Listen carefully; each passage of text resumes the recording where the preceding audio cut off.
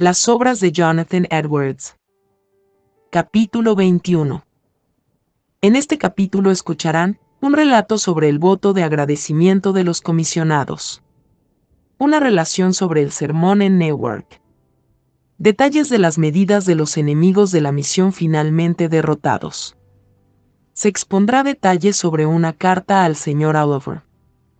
Se hará un comentario sobre la publicación de su obra más famosa, La libertad de la voluntad. Concluyendo, se expondrá una carta al Sr. Erskine.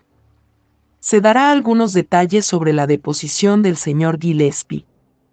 También una carta al Sr. M. Cuyok. Finalmente, se expondrá un informe de los agentes indígenas, también una respuesta del Sr. Edwards, y más detalles de una nueva derrota de los enemigos de la misión. El 29 de junio, el secretario de los comisionados en Boston, siguiendo sus instrucciones, envió a los señores Edwards y Hawley una expresión oficial de la aprobación otorgada por esa junta, a la firmeza e integridad manifestadas por ellos en su conducta en relación con la misión de Stockbridge. Los comisionados sabían del intento realizado de socavar su propia confianza y la del público en sus agentes en esa misión, y sin duda pretendía, con este rápido e inequívoco acto de justicia, sostener a la vez los corazones de estos caballeros, bajo sus severas pruebas, y hacer manifiesto a todos los hombres que a pesar de ese intento, continuaban depositando en ellos una confianza intacta. En su respuesta, con fecha 27 de agosto de 1752, el Sr. Edwards, después de agradecer a esos caballeros por esta decisiva expresión de su opinión favorable, entregó a su secretario su informe periódico sobre el estado de la misión. Después de observar que la gente de la ciudad, tanto inglesa como indígena, a pesar de repetidos y vigorosos esfuerzos por romper su unión y particularmente por despertar en ellos un desafecto hacia sus ministros, estaban todos felizmente unidos en opinión y afecto, excepto un individuo y su familia. Allí menciona la alianza del administrador residente con su familia, que tuvo lugar poco después de la llegada a Stockbridge de su sobrino de Connecticut.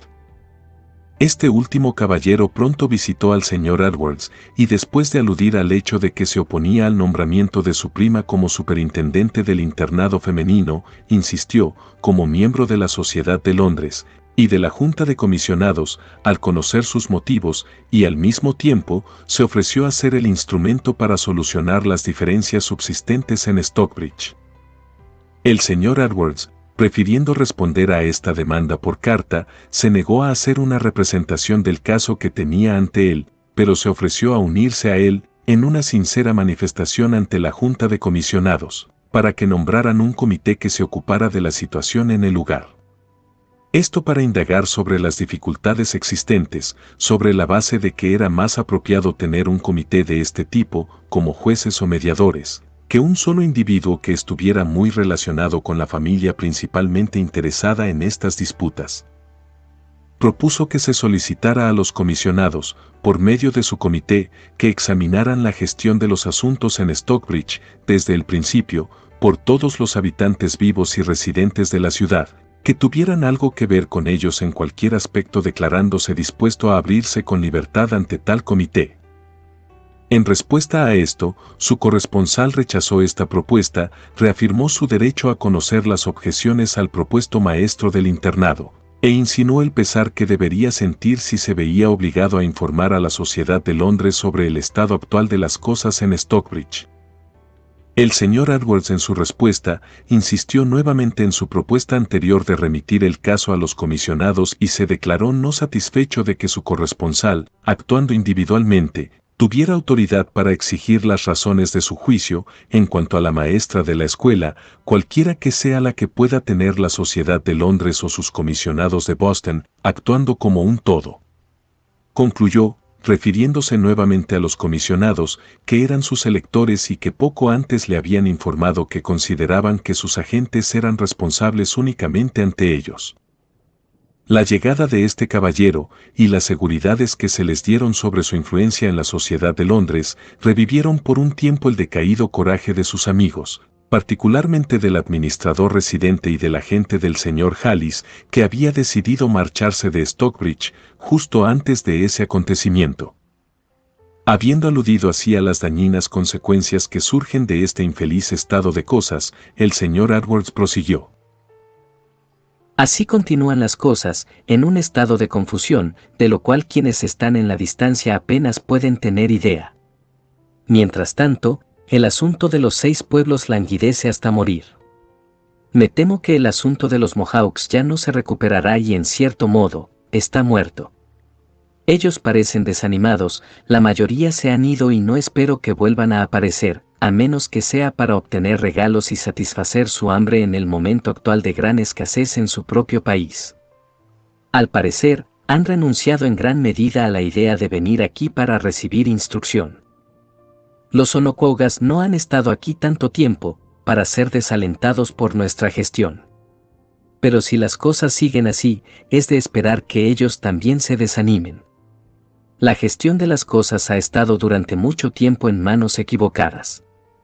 Deberían ser dirigidas exclusivamente por los comisionados que han tenido el cuidado de los asuntos de Stockbridge. Pero aquí hay otros que parecen aspirar a acapararlo todo para sí, a ser infatigablemente activos en la prosecución de sus objetivos particulares y son impacientes por todo lo que se interpone en su camino. Depende mucho del nombramiento o del profesor de la escuela femenina. Si ese asunto se resuelve en sus mentes, su influencia aquí estará bien establecida.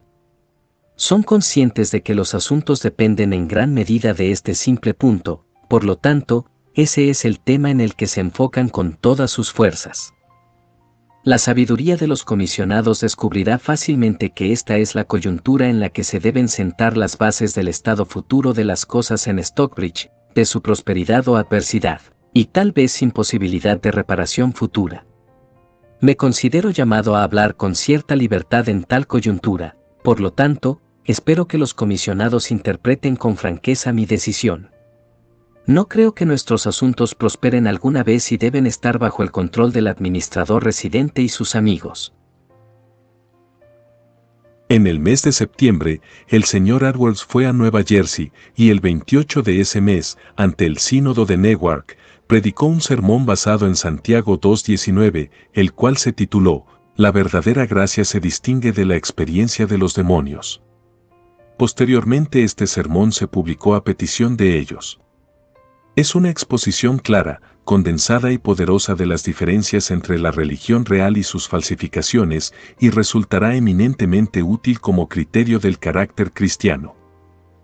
En la desafortunada controversia entre el señor Goodrich y su oponente, tal vez ninguna circunstancia había sido más mortificante para este último, o había tenido una tendencia más directa a derrotar a todos, que el hecho de que los habitantes blancos de la ciudad, con excepción de sus propias conexiones familiares inmediatas, así como los indígenas de ambos pueblos, eran para un hombre, opuestos a sí mismo y amigables con su antagonista. Esto hacía que su vida diaria fuera incómoda, desalentó todo intento de presentar sus planes en las reuniones públicas de la ciudad, y cuando había que decidir algún punto de controversia o intentar tomar alguna medida en Boston, descubrió que el señor Goodrich tenía una gran cantidad de testigos importantes en el lugar que dieron su testimonio sin temor. De esta manera, hasta ahora, todos los proyectos importantes habían quedado frustrados. El invierno que se acercaba fue considerado por ambas partes como un periodo muy importante e interesante, durante el cual, con toda probabilidad, los asuntos de la misión y de la ciudad entrarían en crisis. Aquellos que se oponían al señor Goodrich no ignoraban que si el señor Edwards siguiera como misionero en Stockbridge, dada su influencia en Boston y su peso general de carácter, había demasiadas probabilidades de que el señor Goodrich siguiera como maestro de escuela de los Housatonics y el señor Howley de los iroqueses. En ese caso, había pocas posibilidades de que la escuela femenina llegara a las manos deseadas. Si eso desapareciera, la gestión de todas las escuelas fracasaría, y entonces todo el sistema de medidas, aparentemente tan felizmente concebido, sería derrotado. Pero si se pudiera destituir al señor Edwards de Stockbridge, la destitución del señor Goodrich sería menos difícil, y la del señor Howley, un joven, por supuesto sería el siguiente. Esto daría paso libre al hijo del administrador residente. Estos cambios casi necesariamente asegurarían la escuela femenina, así como la dirección y la agencia, en la familia, y entonces los demás objetivos a la vista difícilmente podrían dejar de lograrse. Como mucho dependía del hecho, si el señor Edwards continuaría en Stockbridge o no, parecía que se ofrecían a las mentes capaces de ser influenciadas por ellos incentivos muy fuertes para hacer un esfuerzo vigoroso para lograr su eliminación. En consecuencia, esto fue resuelto y, por algunas de las personas interesadas, proclamado imprudentemente. Uno de los pasos dados para lograr este objetivo tan deseado se menciona en la siguiente carta. No está claro si fue una de las medidas concertadas o el plan autosugerido por el individuo que intentó ejecutarlo. Si hubiera tenido éxito, si se hubieran cambiado los habitantes ingleses de la ciudad y se hubiera introducido un nuevo grupo de habitantes, todos ellos seguidores suyos, probablemente ningún acontecimiento habría hecho avanzar tanto los objetos a la vista. La casi absoluta imposibilidad de su éxito, unida a su fracaso total e inmediato, hizo que el intento fuera sumamente ridículo y cubrió de confusión al individuo que lo realizaba y a su partido. A continuación, la carta del señor Edwards, dirigida a Don Andrew Oliver.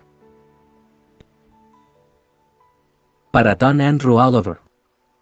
Stockbridge, octubre de 1752. Señor. Desde mi carta del 27 de agosto, han ocurrido varias cosas entre nosotros, de las cuales tal vez no esté de más informarles. Parece como si hubiera una resolución en la gente de la colina de llevar a cabo sus planes, aunque se debía remover la tierra para ello. El oponente del señor Goodrich ha hecho últimamente un intento vigoroso y vehemente de cambiar repentinamente a los habitantes ingleses de la ciudad, comprando de inmediato a los antiguos habitantes en general. Para terminar así, se levantó muy de mañana y salió antes del amanecer y llamó a algunos de ellos de sus camas, ofreciéndose comprar sus fincas. De esta manera fue de finca en finca hasta haber estado en aquella mañana con casi todos los habitantes, ofreciendo precios muy altos y efectivo en mano, presionando con vehemencia para que el trato se cerrara inmediatamente, se redactaran los escritos y se completara el asunto sin demora, instándolo con la mayor urgencia a cada uno. Uno de los habitantes concretó y finiquitó el asunto con él. Otros llegaron a un acuerdo verbal, bajo condiciones. Pero, a pesar del gran y extraordinario vigor con el que se llevó a cabo este asunto, el proyecto fue descubierto antes de que pudiera completarse y así fue frustrado. Él mismo y sus amigos se alegraron de poder distraer esta conducta. Está claramente trazado un plan destinado enteramente para expulsar al señor Hawley de las escuelas. Dejemos que sus amigos y electores hagan lo que quieran para impedirlo. El administrador residente le ha dicho al señor Hawley que el propósito del antiguo maestro de escuela del señor Hallis es establecer una escuela independiente distinta bajo la dirección de otro maestro, a quien proporcionará para mantener la escuela en nombre del señor Hallis y que tiene la intención de acoger a todos los niños que comen, darles comida y vestirlos bien, mejor que hasta ahora. Probablemente supone que la ropa y los regalos que se les ofrecerán los tentarán a todos a someterse a él en lugar de al señor Hawley. Últimamente estuve de viaje a Newark, en Nueva Jersey, donde vi al señor Azar, un comerciante de Nueva York, quien me dijo que en junio pasado recibió y contestó 2 letras suyas, libradas contra el señor Hallis, con un valor de 80 libras esterlinas cada uno. De esto se deduce que ha cobrado del señor Hallis la paga completa de los 2 últimos años, tanto como lo había hecho en los años anteriores, sin vestir a los muchachos en lo más mínimo, imponiéndose al señor Hallis, de una manera casi sin precedentes. Teniendo en cuenta la grandeza de la lesión, la sencillez del caso, y la obstinación con la que ha procedido a tal paso, después de haber estado en esta parte del país durante tanto tiempo, tan lleno de objeciones, y a expensas del señor Hallis, sin haber estado ocupado en el trabajo para lo cual el señor Hallis le designó, y por el cual acordó enviarle su dinero. A principios del año pasado, declaró haber abandonado la escuela del señor Hallis, y dijo que despidió a todos sus alumnos, suponiendo que el señor Hallis estaba muerto, pues hacía mucho tiempo que no sabía nada de él. En lo que hizo después, al enseñar a los Mohawks, no tenía la intención de proceder según el plan del señor Halis, ni esperaba recibir ningún pago de su parte. Nunca tuvo la intención de contratar a ningún niño por cuenta del señor Halis, hasta aproximadamente un año después, es decir, en el otoño pasado, después de haber recibido una carta del señor Halis, y es poco lo que ha hecho desde entonces. El cargo al que se ha enfrentado, al vestir a los muchachos, no es más que una niñedad, algo mínimo. En realidad, nunca ha asistido a ninguna escuela, aunque a veces ha intentado enseñar a leer a algunos niños, de la manera más confusa. Pero, durante gran parte del último año, ni siquiera eso ha hecho. Ha estado ausente, por lo menos un tercio del año, y la mayor parte del tiempo que ha estado aquí no ha tenido ni la sombra de una escuela, ni ha estado en negocio alguno. Algún tiempo atrás, escribí una carta al señor Halis, dándole cuenta del estado de sus asuntos aquí, acompañada de cartas de algunos de los habitantes de Stockbridge. Deseaba que el señor Prince mostrara esas cartas a algunos de los comisionados. Uno de los fideicomisarios estuvo aquí recientemente, pero se quedó solo 2 o 3 días. Mientras estuvo aquí, hubo poco más que altercados y acaloradas disputas entre su colega y él, con relación a la forma de gestionar los asuntos, y sobre la escuela femenina. Se marchó completamente desanimado, con la resolución de no tener más que ver con los asuntos de Stockbridge, que según dice, ya están arruinados. Si no es del todo así, creo que ya es hora de que los honorables comisionados tengan una información completa sobre el estado de las cosas entre nosotros. Llevamos mucho tiempo esperando una oportunidad para enviar un informe completo, pero no se ha presentado ninguna ocasión. El señor Hawley se encuentra con muchas cosas que lo desaniman, sus circunstancias aquí son muy difíciles y precarias. Él necesita mucho el consejo de los comisionados, tiene una fuerte inclinación a ver personalmente a los comisionados y a conversar con ellos, libre y plenamente, sobre los asuntos que le conciernen, y me parece necesario que lo haga, tanto por el interés público como por tu propia cuenta. A él se le mantiene fuera del negocio, y probablemente de un trabajo mucho mejor, ya que él podría establecerse en otro lugar. No me sorprende que se sienta intranquilo y considere necesario hablar con los comisionados. Hemos pensado en que se quedara, hasta que el señor Goodrich acudió al Tribunal General, cuya necesidad de ir parece cada vez más evidente, pero la sesión del tribunal fue prorrogada, y no sabemos por cuánto tiempo.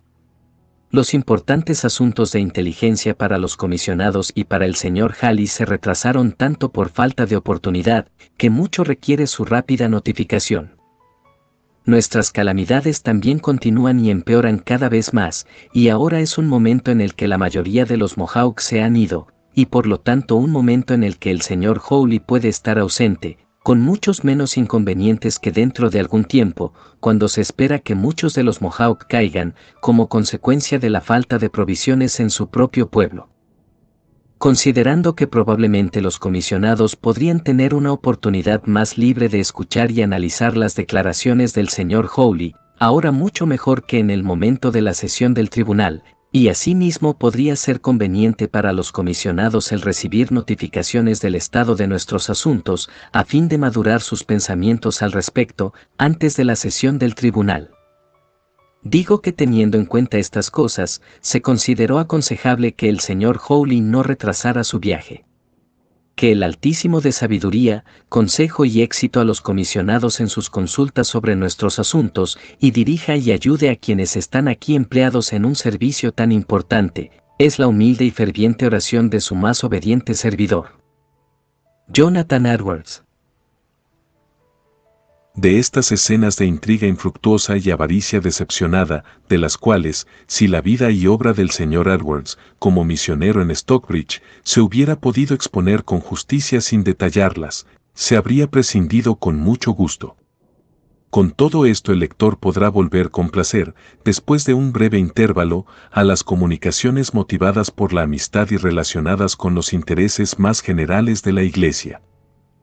Algunos años antes de esto, gracias a la bondad del señor Erskine, había recibido los escritos de algunos de los escritores arminianos más importantes, particularmente del Dr. Taylor de Norwich y del Dr. Turnbull, que junto con las del Dr. Bigby y las de Xavi Tyndall, que ya estaban en su poder, le proporcionaron los medios para examinar todo su sistema.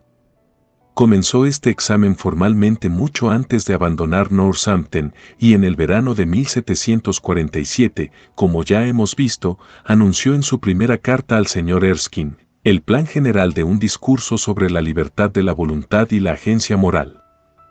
Este tema llamó su atención, incluso cuando era miembro del colegio. También la investigación de la naturaleza del poder, a la que fue llevado al leer el artículo del ensayo sobre el entendimiento humano, relacionado con ese tema, derivó el principio importantísimo de que los hombres, en el sentido apropiado se puede decir que tienen la capacidad para abstenerse del pecado, y de repente, para hacer buenas obras y vivir santamente, porque esto depende de su voluntad.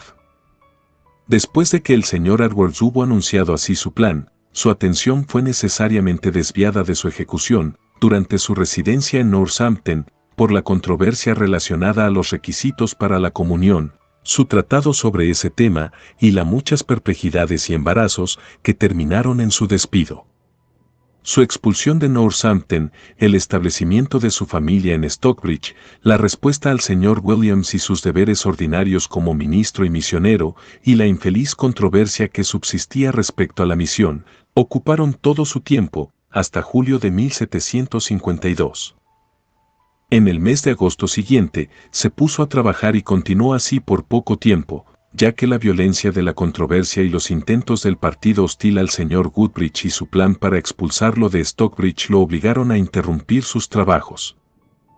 Algunas de estas circunstancias se alude en la siguiente carta al señor Erskine, en la que el lector también encontrará algunos detalles interesantes relacionados con la Iglesia holandesa y el estado de la religión en Nueva Jersey. A continuación, la carta de Jonathan Edwards, dirigida al señor Erskine. Stockbridge, 23 de noviembre de 1752. Reverendo y querido hermano. En el mes de agosto pasado le escribí y envié la carta junto con las otras cartas que también envié a algunos de mis otros corresponsales en Boston para que fuera enviada a Escocia. En él, acusé el recibo de 2 cartas suyas, una del 17 de julio de 1751. En la otra del 11 de febrero de 1752, con los folletos puestos con la última carta. Ahora acuso recibo de otra carta tuya del 14 de mayo de 1752, y los panfletos que recibiste con los últimos. La carta la recibí a finales de septiembre, los panfletos no los recibí hasta hace muy poco, pues fueron olvidados por el señor Prince. El tratado contra el fanatismo no me beneficiará porque no conozco la lengua francesa. Lo que el judío converso ha publicado sobre su conversión, entre otros, es muy agradable.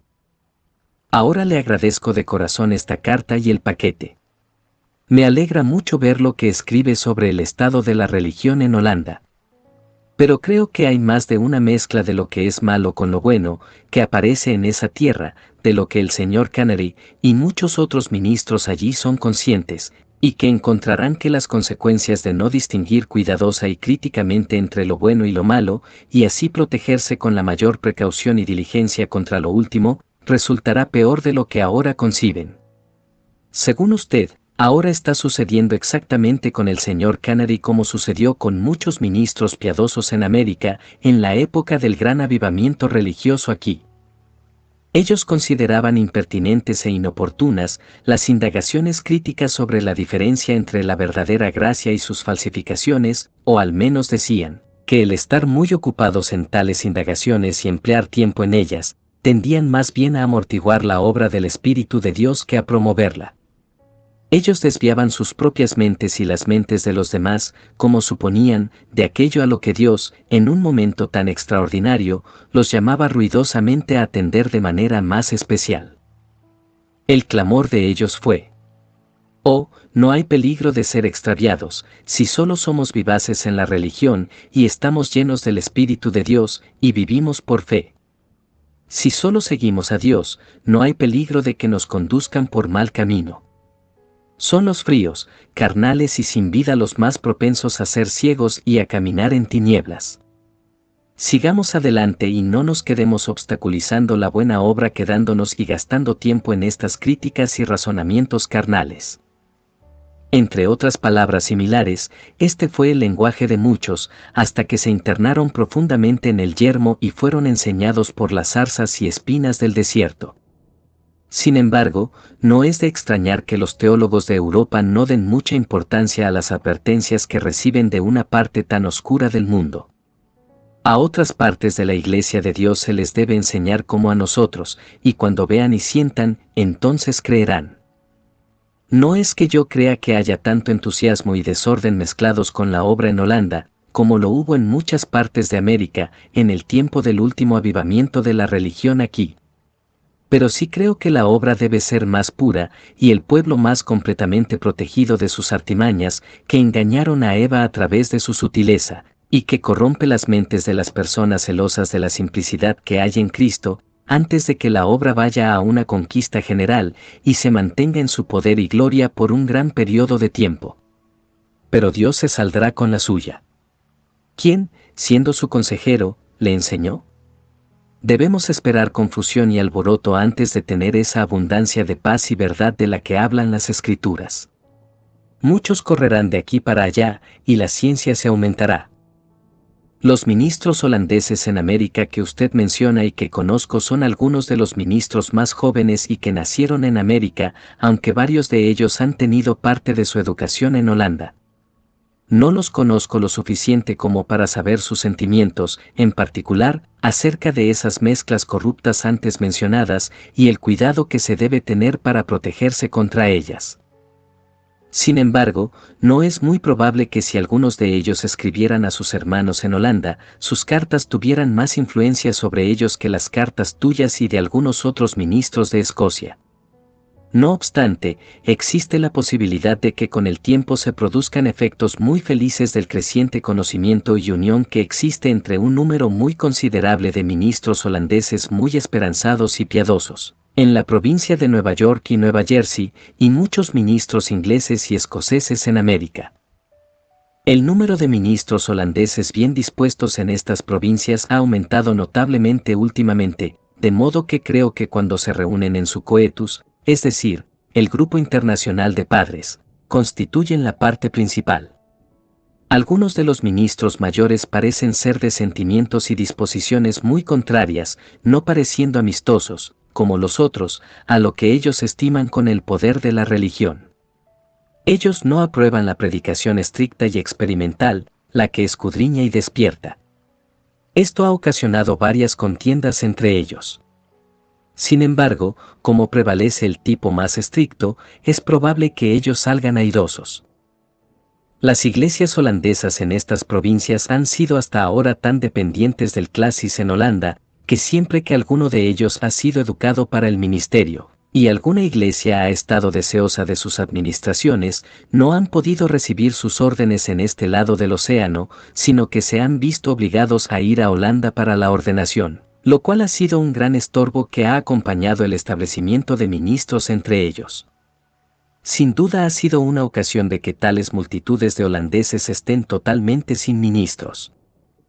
No hace mucho, a través de la influencia de los jóvenes ministros serios antes mencionados, según yo lo supuse, el coetus de aquí presentó una solicitud al classis de Holanda, para obtener su consentimiento para unirse al Sínodo Presbiteriano de Nueva York, que ahora se compone de ingleses y escoceses. Pero el éxito de su solicitud fue impedido por una carta escrita por uno de los ministros más antiguos, manifestándose en contra de ella, representando muy falsamente al Sínodo de Nueva York, como si no fuera un sínodo presbiteriano propiamente dicho, sino más bien un grupo de independientes. Con respecto a esto, el classis de Holanda les aconsejó que de ninguna manera se una a ese sínodo. El Coetus Internationalis Patrum, o Grupo Internacional de Padres, era un grupo de 250 obispos de impronta tradicionalista o conservadora que durante el Concilio Vaticano II contestó las posturas más innovadoras, esto por los integrantes del Coetus calificadas de modernistas, y cuya finalidad era organizarse frente a los embates del grupo de padres conciliares en derredor del Rin, es decir, los progresistas. Las diferencias principales con las posturas de la mayoría se manifestaron sobre todo en dos temas. 1. La libertad religiosa. El coetus defendía la confesionalidad del Estado frente a quienes no la aceptaban. 2. La colegialidad. El coetus aseguraba que las organizaciones de los colegios episcopales atentaban contra la primacía del papado y coartaba en libertad de decisión a los ordinarios en sus diócesis. El pasado mes de septiembre viajé a Nueva Jersey, y tuve la oportunidad durante mi viaje de ver a algunos de estos jóvenes ministros y pude hablar con ellos sobre el tema. Parecen decididos, de una forma u otra, a desconectarse ellos mismos y también sus iglesias de la gran imposición antes mencionada, a saber, el de verse obligados a cruzar el océano para la ordenación de cada ministro. Me sentí muy satisfecho, durante la poca oportunidad que tuve, de observar la agradable disposición de estos ministros. Hubo también muchas otras cosas que tuve oportunidad de observar en aquellos lugares, que fueron muy agradables. Estuve allí, en el momento de la inauguración pública en el colegio, y en el momento de la reunión de los administradores del colegio, en el momento de la reunión de los corresponsales de la Sociedad para la Propagación del Conocimiento Cristiano, y en el momento de la reunión del Sínodo de Nueva York. De modo que tuve la oportunidad de hablar con ministros de Long Island, Nueva York, Nueva Jersey, Pensilvania y Virginia. La universidad se encuentra en circunstancias florecientes, aumenta rápidamente y está felizmente regulado. Los fideicomisarios parecen comprometidos al máximo para promover el aprendizaje, la virtud y la verdadera religión en él, y ninguno más que el gobernador Belcher, quien es el presidente de los síndicos, y estuvo en la inauguración y en la reunión de los síndicos. Pero lo que realmente necesitan es más suministros para el apoyo conveniente de la universidad. Tuve considerable oportunidad de conversar con el gobernador Belcher y estuve varias veces en su casa en Elizabethtown. Trabaja bajo muchas de las enfermedades de la edad, pero saborea mucho el espíritu de la religión y parece muy deseoso de hacer todo el bien que pueda mientras viva. El Sínodo de Nueva York se encuentra en circunstancias florecientes, mucho más que el Sínodo de Filadelfia. Ellos tienen el mayor cuerpo de ministros ahora y aumentan mucho más rápido que los demás. Tienen mayor crédito entre la gente de casi todas partes y las congregaciones distantes los buscan principalmente para obtener suministros. Con respecto a los procedimientos de los corresponsales, han despedido al señor Orton de su misión en Long Island y está a punto de establecerse en una congregación en Nueva Jersey. Lo despidieron precisamente por su fracaso en el empleo. Él solía predicar a muchos de los clanes de indígenas, habiendo desaparecido por muerte o dispersión, y habiendo pocas perspectivas de éxito entre otros que quedaban, algunos siendo situados de tal manera que puedan ser atendidos convenientemente por otros ministros. Los corresponsales tienen la intención de utilizar el dinero con el que solía mantenerse para apoyar una misión entre los 6 pueblos, después de haber encontrado una persona adecuada para emprender la tarea de tal misión, y que esté capacitada para ello aprendiendo el idioma.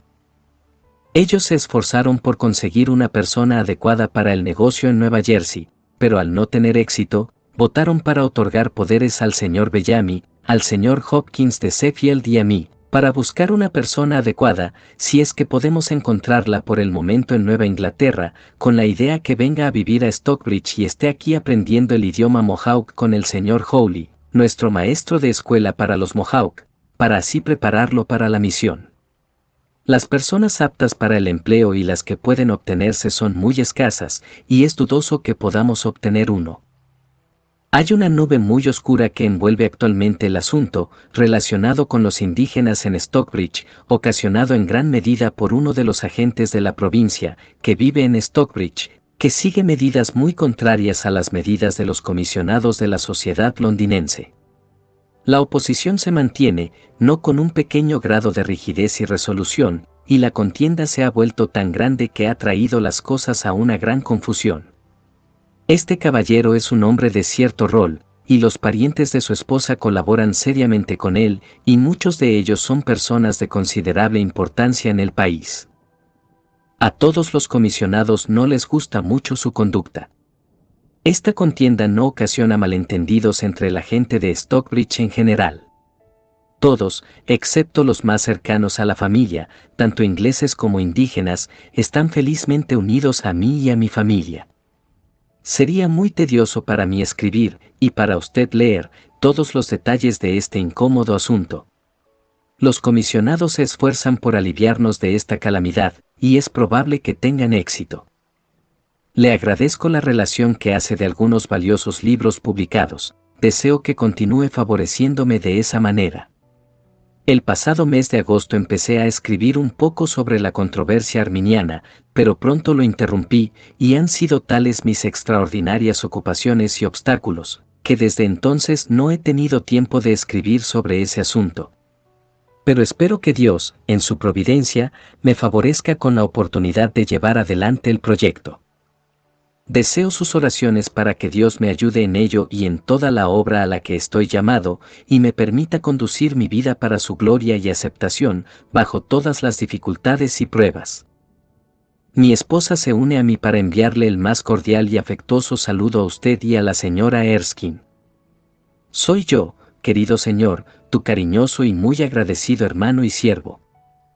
Jonathan Edwards. Postdata. Propongo con esto enviarles el segundo discurso del señor Hobart a los miembros de la Iglesia Episcopal en Nueva Inglaterra y mi respuesta al señor Williams, que me gustaría que les dieran a sus vecinos, mis corresponsales, para que lo lean cuando tengan oportunidad de leer si así lo desean. La correspondencia del señor Edwards y el reverendo Thomas Gillespie de Carnock, en Escocia, ya ha captado la atención del lector. Este caballero nació en 1708, realizó sus estudios teológicos con el Dr. Doddridge y fue ordenado y establecido en la parroquia de Carnock en 1741. Fue un ministro fiel e infatigable. Yo nunca, dice el Dr. Erskine, quien fue durante varios meses su oyente declarado en Carnock y que a menudo escuchó sus esfuerzos ocasionales en otros lugares. Dijo, yo nunca me senté bajo un ministro mejor calculado para despertar a los irreflexivos y confiados de sí mismo, para advertir a los pecadores contra lo que sofocaría sus convicciones e impediría su conversión, para señalarle las diferencias entre el cristianismo real y sus apariencias engañosas y falsificadas. Su popularidad y utilidad fueron muy grandes. No solo en su propia parroquia, sino también en Edimburgo y el oeste de Escocia. En 1752 ocurrió un hecho que forma una era en la historia eclesiástica de ese país. El reverendo Andrew Richardson de Broughton fue presentado al cargo de la ciudad de Inverkeithing por el patrón laico de la parroquia. Los habitantes se negaron a recibirlo como su ministro. El caso fue apelado de tribunal a tribunal hasta que la Asamblea General, en mayo de 1752, ordenó al presbiterio de Dunfermline que admitiera al señor Richardson al cargo de Inverkeithing, y nombró al señor Gillespie para presidir la ocasión. El señor Gillespie y varios otros en el presbiterio tenían escrúpulos de conciencia sobre el tema del patrocinio laico y creían plenamente que nadie, según los principios del Evangelio, creían que nadie podía tener derecho a colocar a un clérigo sobre una parroquia con excepción de su propio pueblo. Por lo tanto él, y aquellos que pensaban con él, declinaron obediencia al mandato, y mientras fueron sometidos a varias censuras eclesiásticas, fue depuesto del ministerio y removido de la parroquia de Carnock. Cuando lo llamaron al tribunal para recibir su sentencia, respondió: Moderador, recibo esta sentencia de la Asamblea General con reverencia y asombro. Pero me alegro de que me sea concedido, en nombre de Cristo, no solo creer en su nombre, sino también sufrir por él. Durante aproximadamente un año predicó a su pueblo al aire libre, con la esperanza de que se revocara la sentencia. Finalmente, después de que se compró una iglesia en Dunfermline, a poca distancia de Carnock, predicó allí, como independiente, durante unos 6 años, sin relación con ningún asociado en el ministerio. En el año 1758 se unió al reverendo Thomas Boston Jr., y formó un nuevo establecimiento llamado The Presbytery of Relief, en español, el Presbiterio del Socorro. A este establecimiento pronto accedieron algunos ministros disidentes de Inglaterra. Las congregaciones actualmente relacionadas con ellos, y conocidas como cuerpo eclesiástico, por el nombre del relieve, son 65 en total. Se encuentran en todas las ciudades principales y en muchas de las parroquias rurales de Escocia, y se calcula que se compone de aproximadamente 60.000 personas. Ellos proporcionan ministros para los habitantes de aquellas parroquias que no se someten a los ministros introducidos por el patrocinio laico, y admiten de manera fácil a la comunión ministerial y eclesial a los ministros evangélicos de la Iglesia de Escocia y a la Iglesia de Inglaterra. En esa época, los reformadores escoceses rechazaron de plano el patrocinio laico, que no se introdujo por ley hasta el año 1711. El señor Gillespie murió a los 66 años de edad, el 19 de enero de 1774. Falleció con serenidad de espíritu y buena esperanza por la gracia.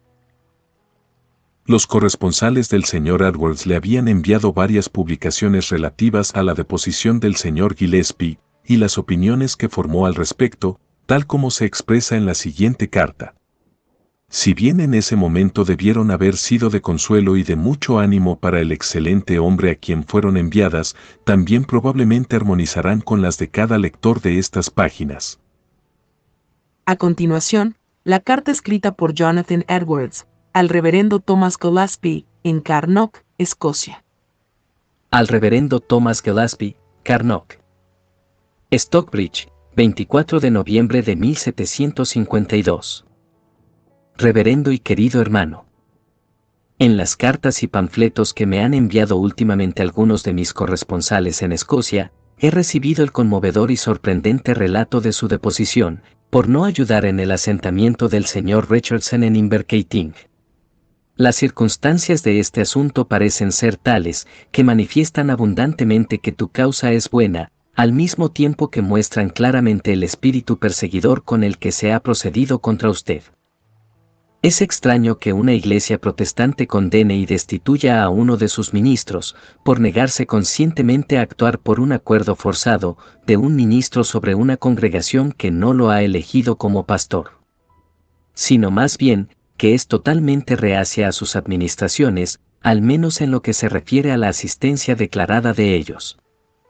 Es de extrañar que una iglesia así, a esta hora del día, después de que la causa de la libertad en materia de conciencia ha sido tan abundantemente defendida, se atribuya tal tipo de autoridad sobre las conciencias tanto de los ministros como del pueblo, y usarlo de tal manera, con tal severidad, para establecer aquello que no solo es contrario a la libertad de los cristianos con la cual Cristo los hizo libres, pero tan directamente contrarias a sus propios principios, actos y resoluciones profesados, registrados en el registro público. Los diversos pasos de este procedimiento, y algunas medidas singulares tomadas, y la prisa y vehemencia del procedimiento, son tales que saben muy fuertemente al mismo espíritu de persecución, y debe ser en gran medida para el deshonor de la Iglesia de Escocia, y son tales que naturalmente involucrarán a los amigos del pueblo de Dios en el extranjero en el mundo, a su favor, sufriendo de manera muy perjudicial. Es asombroso que una iglesia que ha sufrido tanto por la persecución, sea culpable de tanta persecución. Este procedimiento da razones para sospechar que la Iglesia de Escocia, que una vez fue tan famosa, ya no es lo que era. A esta distancia me parece probable que haya algo más en el fondo, además del celo por mantener la autoridad de la Iglesia. Tal vez muchos de los clérigos de la Iglesia de Escocia tienen sus mentes secretamente infectadas con esos principios laxos de la nueva divinidad, y se han imbuido de las doctrinas liberales que están tan en boga en la actualidad, como se les considera. Estas son tan contrarias a los principios estrictos, misteriosos y espirituales, lo cual desgarra nuestros principios ancestrales.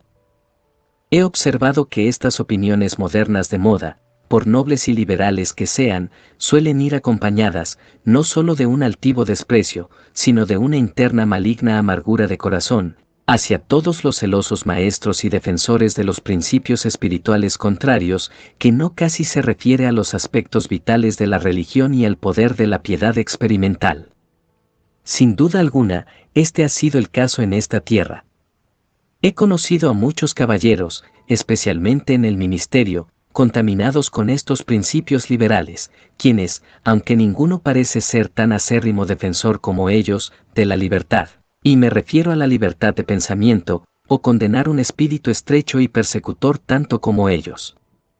Sin embargo, en el curso de las cosas, han puesto de manifiesto que ellos mismos tenían una parte no pequeña de un espíritu perseguidor.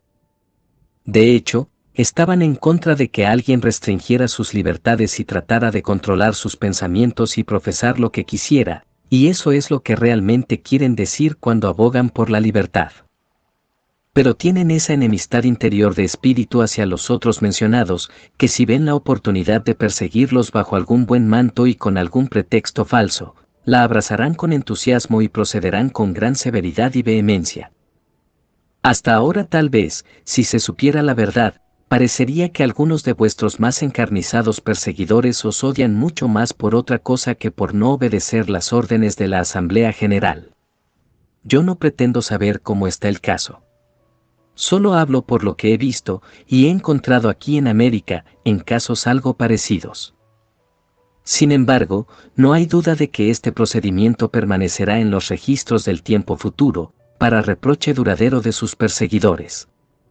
Y vuestra conducta, por la cual habéis sufrido, será para vuestro honor duradero en la Iglesia de Dios. Y es mucho más, aquello que ha sido condenado en vosotros por el hombre, y por lo que habéis sufrido de él, es sin duda, aprobado por Dios, y confío que tendrás una recompensa gloriosa de él.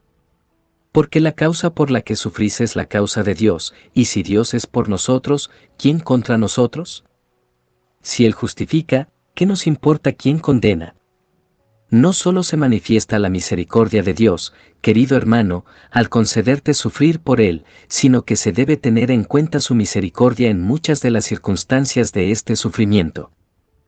En particular, el hecho de que estimulara a tanta gente para hablar a tu favor, el hecho de que tuvieras a la mayoría del presbiterio al que perteneces, de tu lado en el caso. Aunque Dios te honrara por encima de todos, al llamarte para sufrir por su nombre. El hecho de que la mayoría del comité de la Asamblea General haya aprobado la conducta del presbiterio, juzgándola como una falta no objetable, el hecho de que ninguna otra parte de la Asamblea tomará parte en tu deposición. El hecho de que muchos del pueblo de Dios, en esta ocasión parecieran apoyarte valientemente como si tú estuvieras sufriendo por una causa justa, condenando abiertamente la conducta de tus acusadores más acérrimos, y testificando aborrecimiento por la conducta de ellos. También que muchos parecieran contribuir generosamente al apoyarte de manera externa. De modo que según entiendo, no es probable que usted sea un perdedor con respecto a este tema, y tal vez tus enemigos queden totalmente decepcionados. Y sobre todo, que se te ha permitido durante todo este asunto, comportarte con tanta mansedumbre, decencia, humildad cristiana, deferencia adecuada a la autoridad, compostura y fortaleza mental, lo cual es señal evidente de que Dios aparecerá por ti, y también que aparecerá contra tus enemigos. Cuando recibí tu amable carta, poco después de mi despido de Northampton, tan llena de expresiones de simpatía hacia mí por lo que sufrí, no pensé que usted se vería arrastrado tan pronto a sufrimientos tan similares.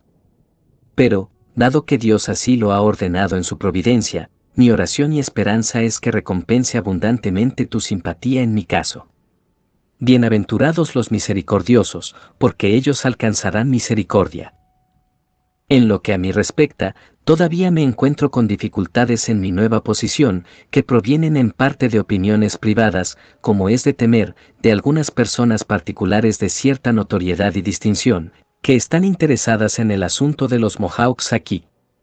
Y en parte del mismo espíritu y las mismas personas, y otras cercanas a ellas, que fomentaron el contentamiento conmigo en Northampton. Sin embargo, todo el pueblo, tanto indígenas como ingleses, excepto unos pocos de la conexión antes mencionada, están firmemente unidos a mi lado. Los comisionados en Boston, que son mis electores y de quienes tengo mi apoyo, están totalmente de acuerdo, y estamos esforzándonos al máximo por eliminar las dificultades que acompañan a nuestros asuntos, por las cuales la causa de la religión aquí, especialmente entre los Mohawks, sufre mucho más de lo que yo sufro o me gustaría sufrir en mis intereses personales y temporales. De hecho, estas dificultades que han surgido casi han llevado a la ruina el asunto Mohawk que el año pasado tuvo perspectivas tan gloriosas. Sería muy tedioso relatar los detalles de este desgraciado asunto. Pienso que Dios, por estos sufrimientos, me llama a no esperar más que encontrar dificultades y pruebas mientras esté en este mundo. ¿Y qué soy yo? ¿Soy mejor que mis padres? ¿Debo esperar que me vaya mejor en el mundo que el resto de los seguidores de Cristo en todas las generaciones pasadas? Que todas nuestras pruebas sean para nuestra justificación y para que seamos cada vez más aptos para el uso de nuestro Maestro y preparados para entrar en el gozo de nuestro Señor, en un mundo donde todas las lágrimas serán enjugadas de los ojos del pueblo de Dios. Querido Señor, oremos fervientemente unos por otros, para que así sea con nosotros, y que sin importar cómo seamos llamados a trabajar y sufrir, podamos ver la paz en el Israel de Dios, y en el futuro eternamente nos gloriemos y triunfemos con su herencia. Últimamente, de manera misericordiosa, Dios ha preservado a mi esposa y a mi hija menor en tiempos de una enfermedad muy dolorosa y peligrosa, y las ha restaurado nuevamente. Mi hija mayor también ha estado enferma y se ha recuperado considerablemente. El pueblo de Northampton sigue en circunstancias lamentables, sin un ministro estable y sin perspectivas de un acuerdo, habiendo sufrido muchas decepciones. Pero todavía no todo parece ser eficaz para lograr que alcancen el estado de ánimo adecuado. Deseo mucho saber de usted y estar informado de sus circunstancias actuales. Soy yo, querido Señor, tu afectuoso hermano en el Evangelio. Jonathan Edwards. Junto con la carta anterior se envió también la siguiente misiva al señor M. Kuyok. Stockbridge, 24 de noviembre de 1752.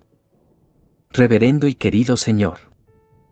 Le agradezco su carta del 3 de marzo de 1752 que recibí este otoño. Le agradezco sus observaciones amistosas e instructivas sobre el trato de Dios conmigo y mi familia. Aunque las dispensaciones de Dios hacia mí han estado acompañadas de algunas pruebas distintivas, el fin del Señor ha sido muy misericordioso. Siempre se ha manifestado muy compasivo y de tierna misericordia, en medio de las dificultades que hemos encontrado, en las circunstancias misericordiosas con las que han sido atendidas y también en el caso de ellas. Nuestras circunstancias, aquí en Stockbridge, son cómodas en muchos aspectos. Vivimos aquí en paz y amistad, con el pueblo en general. Pero aquí no estamos exentos de dificultades y problemas. El asunto indígena, que el año pasado tuvo una perspectiva tan placentera y gloriosa, desde entonces se ha visto indescriptiblemente embarazoso, debido a los planes particulares de ciertos individuos que se oponen, en sus consejeros y medidas, a los comisionados de la sociedad en Londres, y se esfuerzan al máximo por lograr sus designios en oposición a ellos, y en esta gran contienda se me considera una persona no poco desagradable. Estas personas pertenecen a una familia de cierta importancia. Ellos vigorosamente instigaron y alentaron a mis oponentes en Northampton, lo cual fue una de las principales razones de mi expulsión de esa ciudad. Para ellos mi asentamiento en Stockbridge fue muy doloroso. Fue así que ahora están aprovechando la ocasión para esforzarse al máximo para debilitar mis intereses e influencia. Tengo todas las razones para pensar que si fuera posible, me socavarían y buscarían mi expulsión muy lejos. Se han utilizado muchos esfuerzos para desafectar a mi pueblo hacia mí, pero todo fue en vano. Todos están firmemente unidos a mí, excepto la familia excluida. También se han hecho esfuerzos para desafectar a algunos de los comisionados, pero totalmente en vano. Parecen tener los ojos muy abiertos en cuanto a sus proyectos y esquemas particulares y al verdadero motivo de su oposición. Esperamos que esta lamentable contienda termine pronto. Pero hasta ahora sus pertenencias han sido muy dolorosos, especialmente en lo que respecta a los Mohawks. Han sucedido algunas otras cosas que han perjudicado mucho la causa de la religión entre los indígenas y, entre otras cosas, el descubrimiento de la famosa raíz tártara, descrita en el diccionario de Chambers, llamada ginseng, que se encontró en nuestros bosques el verano pasado y que desde entonces se encuentra en los bosques de muchas de estas partes occidentales de Nueva Inglaterra y en la tierra de los 6 pueblos. Los comerciantes de Albany han estado deseosos de comprar todo lo que pudieran de esta raíz para enviarlo a Inglaterra, donde obtienen grandes beneficios con ello. Esto ha ocasionado que nuestros indígenas de toda clase, jóvenes y viejos, pasen mucho tiempo deambulando por los bosques y a veces a grandes distancias, descuidando el culto público y su agricultura. Además, también yendo mucho a Albany a vender sus raíces, lo que les resulta peor que ir al bosque, donde siempre se encuentran con muchas tentaciones y borracheras, especialmente cuando tienen dinero en el bolsillo. La consecuencia ha sido que muchos de ellos han gastado el dinero que obtuvieron de sus raíces de ginseng, comprando ron, con lo que se han embriagado. Dios ha sido muy misericordioso con mi familia últimamente, cuando algunos de ellos han sufrido una dolorosa enfermedad. Últimamente mi esposa ha estado gravemente enferma, hasta el punto de estar al borde de la tumba. Tenía muy pocas expectativas de vida, pero parecía ser ayudada a una resignación inquebrantable a la voluntad divina y a una paz y un gozo inquebrantables en Dios, en la expectativa de una partida rápida. Pero a Dios le agradó preservarla y misericordiosamente restaurarla a un estado de salud bastante bueno. También mi hija menor, que es una niña muy enferma, estuvo a punto de morir a causa de un doloroso ataque de enfermedad, y ahora también ha vuelto a su estado anterior. Mi hija Parsons, la mayor, que con su marido se ha mudado de Northampton y vive en Stockbridge, también ha estado muy enferma últimamente, pero se ha recuperado en gran medida. El matrimonio de mi hija Esther con el presidente Burr, de Newark, parece ser del agrado de los ministros y la gente de esas partes, y también de nuestros amigos en Boston y otras partes de Nueva Inglaterra. En cuanto al estado de la religión en América, tengo poco que escribir que me resulte cómodo, pero parece haber mejores apariciones en algunas otras colonias que en Nueva Inglaterra. Cuando estuve recientemente en Nueva Jersey, durante el sínodo allí, me informaron de algunos pequeños movimientos y avivamientos en algunos lugares de Long Island y Nueva Jersey. Allí tuve el consuelo de una breve entrevista con el señor Davis de Virginia y quedé muy satisfecho con él y su conversación.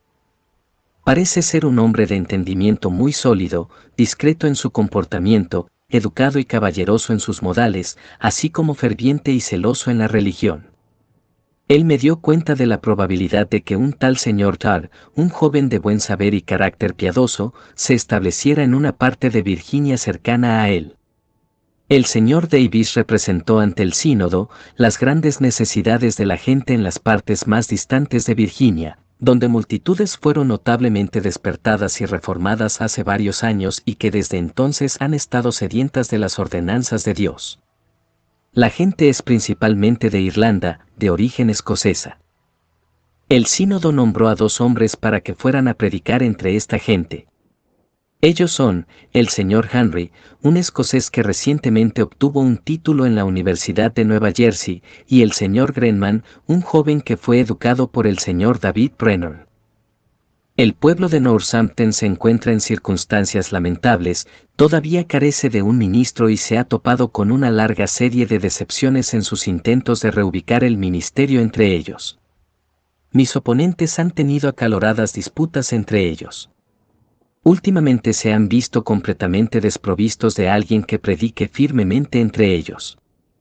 A veces se reúnen para leer y orar entre ellos, y otras veces ponen a predicar a viajeros o personas transeúntes que son difíciles de preparar para ser empleados. Mi esposa se suma a mí en los más respetuosos saludos para usted y los suyos, deseando sus oraciones, para que Dios esté con nosotros en todos nuestros viajes por el desierto de este mundo. Soy yo, querido Señor, tu hermano más cariñoso, en las labores del Evangelio. Jonathan Edwards. El disgusto y la mortificación, así como la pérdida total de influencia y respeto resultantes del indiscreto intento de obligar al señor Edwards a abandonar Stockbridge comprando a todos los habitantes ingleses, y de la total decepción que tuvieron en conexión con los achaques de la edad, tuvo un efecto en él que hizo que poco después se vea inducido a deshacerse de sus propiedades en esa ciudad y trasladarse a un lugar lejano. Sus hijos, aunque algo desanimados por un acontecimiento tan adverso, y ahora seguros de que si les llegaba ayuda, no podría venir de Stockbridge. Sin embargo, ellos parecen haber decidido que no perderían toda su labor y toda su esperanza sin luchar. Los comisionados de Boston y de la Sociedad de Londres se encontraron ahora con un hombre firmemente opuesto a ellos y resolvieron resistirlos al máximo. Pero su pariente, que era miembro de la Sociedad en Londres, conocía bien su junta directiva y les había escrito en nombre de su primo. También había solicitado al señor Hallis que le asegurara a su marido la gestión de sus beneficios. Este último caballero también, y hermano del primero, tenía considerable influencia en Boston y esta influencia se había ejercido durante un periodo considerable para buscar la destitución del señor Edwards. En la apertura del Tribunal General, en la temporada de otoño, toda la influencia y todos los esfuerzos de la familia y sus amigos se aplicaron a este único punto. Se hicieron representaciones muy desfavorables al carácter y las calificaciones del señor Edwards a muchos de los principales hombres de la provincia. El informe anual del administrador residente fue redactado con una referencia directa e inmediata a este tema, y fue leído ante la legislatura cuando el señor Edwards no sabía nada de su contenido y cuando él estaba a una distancia de 150 millas, por supuesto, no pudo responder de inmediato. Sin embargo, el señor Woodbridge estaba en el lugar, al igual que los honorables comisionados de la sociedad en Londres, e hicieron declaraciones contrarias, según las circunstancias lo permitieron. De este informe nos ocuparemos más adelante.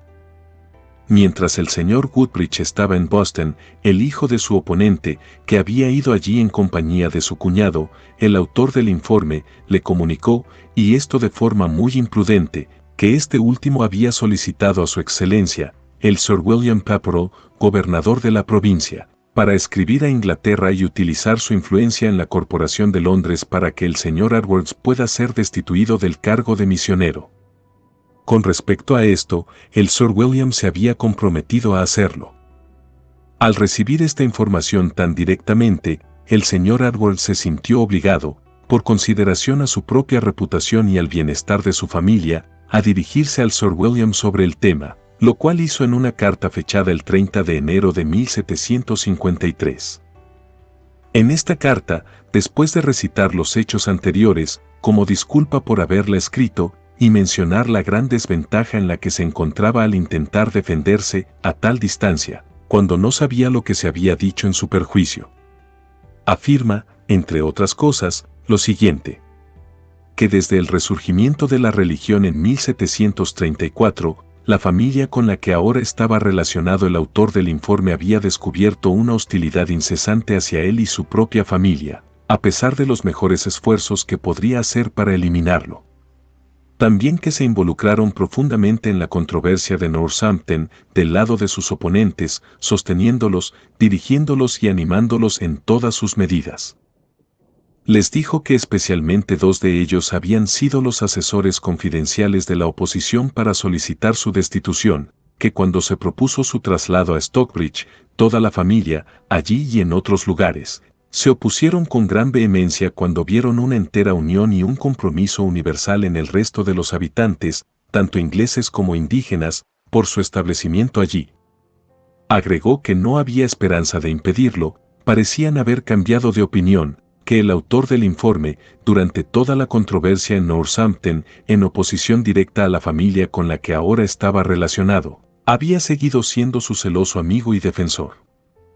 Dijo que que abogó calurosamente por su traslado a Stockbridge y expresó un fuerte deseo de vivir bajo su ministerio, y para comprobar estos hechos, lo remitió al Sir William y a dos de los caballeros más respetables de la provincia.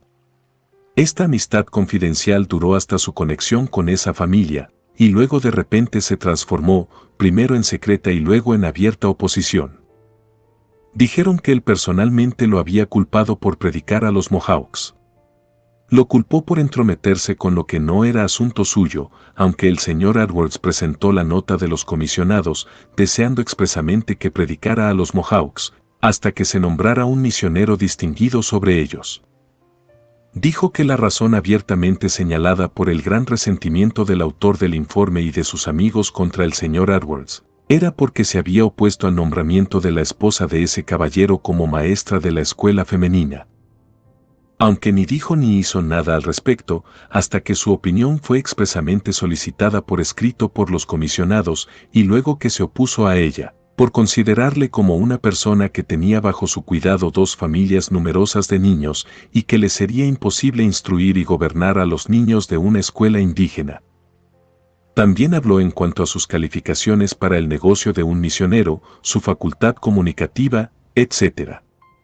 Y que ahora le eran negadas, finalmente, solo podía apelar a aquellos que tenían la mejor oportunidad de juzgar, desde su propia experiencia, en particular a todos los hombres, mujeres y niños de Stockbridge que tuvieran algún conocimiento, tanto ingleses como indígenas, excepto las familias del oponente del señor Goodrich y del autor del informe.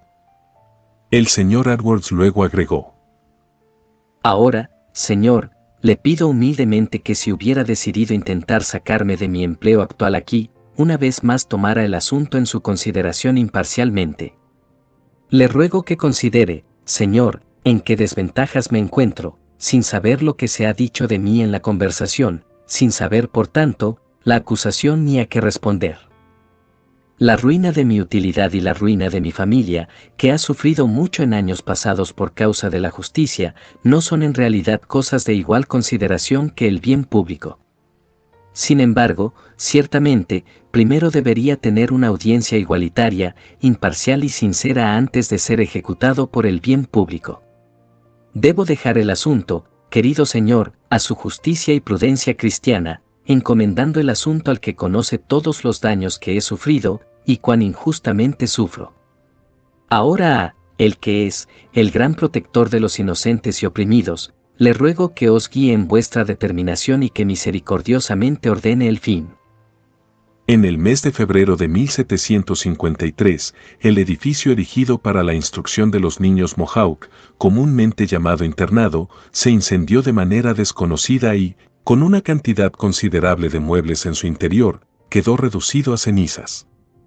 El señor Hawley había amueblado una habitación en el edificio y residía en ella. A causa de esta calamidad perdió sus ropas, libros y muebles. Se suponía, con algunos motivos, que había sido prendido fuego intencionadamente, y su destrucción fue por el momento una interrupción muy grave de las labores del señor Hawley. El informe del agente indígena fue leído al comienzo de la sesión. Contenía varias insinuaciones y acusaciones, de carácter general, contra el señor Edwards. Otras acusaciones circularon activamente entre los miembros, con la esperanza de lograr su destitución. Pero era bien sabido que el señor Edwards estaba a gran distancia y no se había dado cuenta de estas acusaciones. Él también tenía un carácter íntegro, demasiado arraigado como para dejarse sacudir por insinuaciones generales o ataques encubiertos. El señor Goodrich y los comisionados también estaban en el lugar y se encargaron de que se diera a conocer el verdadero estado de las cosas y se defendiera en consecuencia la conducta del señor Edwards. Esto se hizo de manera tan efectiva y satisfactoria que cuando el señor Edwards recibió una copia del informe del señor Goodrich, parece que sus amigos en Boston también le informaron que el plan de sus enemigos en este ataque ya había estado completamente frustrado. ¿Cuáles fueron estas insinuaciones y acusaciones? Lo podemos saber por su carta al presidente de la Cámara de Representantes, escrita con el propósito de ser comunicada, si se lo consideraba necesario a la misma legislatura. Merece mencionarse aquí, como una singular y muy bondadosa dispensación de la providencia, que el autor del informe había dirigido algún tiempo antes una carta al señor Edwards, entre comillas, mientras éste era su amigo, pues esperaba su cooperación, particularmente para el nombramiento de su hijo como maestro de escuela de los Mohawks. Para ello, había proporcionado los medios para contradecir las afirmaciones hechas en el informe, O bien había pedido expresamente al señor Edwards que hiciera las mismas cosas de las que ahora se quejaba y que constituían el motivo de la queja. El señor Edwards adjuntó una copia de esta carta, ofreciéndose a enviar el original si así se deseaba, y al mismo tiempo, a corroborar cada parte de su propia declaración con numerosos testigos de la más intachable reputación. De la carta al presidente de la Cámara se desprende que el autor del informe le acusaba de introducir al señor Hawley en la escuela. También de introducir a un maestro en su ausencia, cuando había motivos para esperar su regreso, además de hacer esto cuando su hijo había recorrido 260 millas, o 418 kilómetros para colocar al señor Hawley como maestro de los niños, y también de introducir al señor Ashley, el intérprete, como instructor auxiliar. Y finalmente, dijo oponerse al nombramiento de su esposa como maestra de la escuela femenina. También alegó que la escuela estaba en circunstancias muy deseables hasta que el señor Hawley la tomó, y que luego decayó, que los Mohawks habían sido desalentados a través de la conducta de los agentes de la misión. Concluyó diciendo que el señor Edwards no estaba calificado para su cargo, porque debido a su edad no podía aprender el idioma de los indígenas. A estas acusaciones, el señor Edwards respondió que presentó al señor Hawley, porque así se lo ordenó la carta de los comisionados del 31 de diciembre de 1751. Aclaró que presentó a un maestro en ausencia del autor del informe, por dos razones. 1, porque no sabía cuándo éste regresaría, y 2, porque el propio autor del informe, en la carta que le envió su hijo, le pidió en ese mismo momento que introdujera un maestro en la escuela, de cuya carta adjuntó una copia, con la opción de enviarle el original, si así lo deseaba. Cuando el autor del informe envió a su hijo al viaje especificado, no fue para buscar que el señor Hawley fuera maestro de los muchachos, sino para que el hijo mismo pudiera ser el maestro, para prueba de lo cual se apela también a la copia de la misma carta. En cuanto al nombramiento del maestro de la escuela femenina, no dijo nada al respecto hasta que los comisionados le solicitaron expresamente que diera su opinión. Entonces dijo que la escuela estaba lejos de encontrarse en circunstancias deseables antes de la presentación del señor Hawley. Aclaró que el propio autor del informe había representado que había estado hasta ese momento en las circunstancias de lo más lamentable. Para corroborar lo dicho, adjuntó una copia de la carta en la que pedía al señor Edwards que introdujera a su hijo en la escuela en lugar del antiguo maestro. Luego agregó que la escuela continuó floreciendo bajo el señor Hawley hasta que sus oponentes hicieron todo lo posible para destruirla. Para prueba de lo cual, ofreció el testimonio de los habitantes importantes de la ciudad. Luego añadió que Hendrick y los otros jefes, y también los Mohawks en general, habían asignado expresamente a su insatisfacción con la conducta de estos individuos como la razón de su partida a Stockbridge, para prueba de lo cual ofreció el mismo testimonio. Finalmente, en cuanto a su aprendizaje del idioma Housatonic, el señor Edwards dijo que el autor del informe sabía cómo sería el caso antes de recomendarlo para el cargo de misionero. Mencionó que el señor Sergeant, después de 14 años de estudio, nunca había podido predicar en el idioma de ellos, ni siquiera orar, con excepción de una forma preescrita. Recalcó que él había expresado a menudo la opinión, antes de su muerte, de que su sucesor no se debería molestar en el aprendizaje del idioma. Luego solicita que el portavoz comunique su carta a la asamblea, y ruega a ese honorable cuerpo, si se proponen tomar alguna orden sobre el caso, que primero le dé la oportunidad de encontrarse cara a cara con su acusador. No tengo medios para determinar si la carta anterior fue leída o no ante la legislatura. Si no, fue porque el honorable portavoz, que era amigo personal del señor Edwards, lo consideró totalmente innecesario. Y apenas será necesario informar al lector que el ataque, lanzado directamente contra el señor Edwards, e indirectamente contra todos sus asociados en la misión, no solo fracasó por completo en su efecto deseado, pero, al conducir a un desarrollo del plan mercenario, diseñado para entretener, con fines de beneficio privado, las organizaciones benéficas consagradas de la provincia y de los individuos, retrocedió con mayor violencia contra sus autores. Hasta ahora, los individuos opuestos a los misioneros de Stockbridge habían tenido poco éxito en alentar sus esfuerzos. Habían buscado ayuda en diversas fuentes, a los indígenas y al pueblo de Stockbridge, a los comisionados y a la legislatura provincial, al señor Hallis y a la Sociedad de Londres, y en todos los casos, hasta donde se conocía el resultado, habían buscado en vano. Los Housatonics habían rechazado toda relación con ellos. Debido al disgusto por su gestión, parte de los Mohawks se habían retirado y el resto amenazaba con retirarse a su propio pueblo. El pueblo de Stockbridge prácticamente se había unido contra ellos. Los comisionados fueron igualmente unánimes al apoyar a los individuos cuyo derrocamiento habían intentado. Y ahora, ante la legislatura provincial, habían hecho su gran y unido esfuerzo, pero fracasaron. Mientras tanto, el señor Edwards estaba aún más firmemente establecido como misionero a los indígenas y el señor Goodrich como maestro de escuela de los Housatonics. El señor Hawley no se había visto obligado a ceder su puesto al hijo del administrador residente, la escuela femenina aún no había sido asegurada para la esposa de este, y obviamente no podría serlo ahora, a menos que se la aseguraran en Londres, y no era probable que se le confiriera a él la dirección de las 3 escuelas. Tal era el estado de cosas en la primavera de 1753. Parecía que la gran lucha había terminado, y que el partido, que hasta entonces había actuado a la ofensiva, estaría en adelante tranquilo, por la convicción de que todo movimiento hostil debía terminar en derrota. El resultado justificó esa conclusión. Para el señor Edwards y sus asociados en la misión, así como para sus amigos, este resultado debe haber sido en alto grado satisfactorio.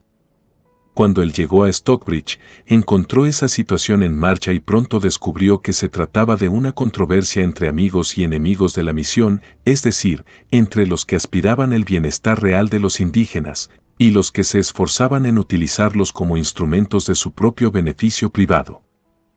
Un partido dependía de la riqueza, el cargo y la influencia para llevar a cabo sus propios objetivos personales, y el otro partido deseaba la integridad personal, el cumplimiento del deber con buena conciencia, y la protección de Dios.